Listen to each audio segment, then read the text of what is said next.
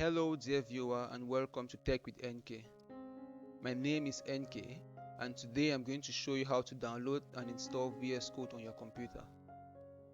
I'm presently using a Windows operating system. However, if you're on Mac or Linux, you should not have any problem downloading it.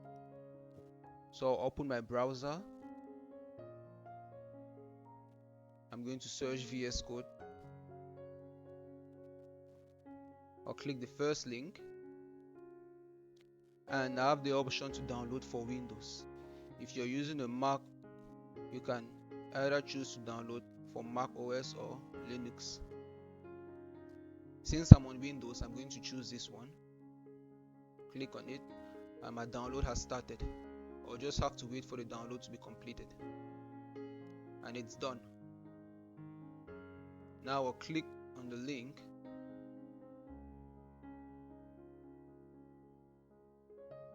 Follow all the prompts. Accept the agreement. Next. Create a desktop icon. Open with code. Add with code. Yes.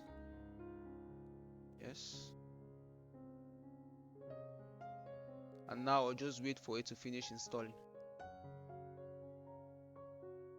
And after this, you'll be good to go. Okay.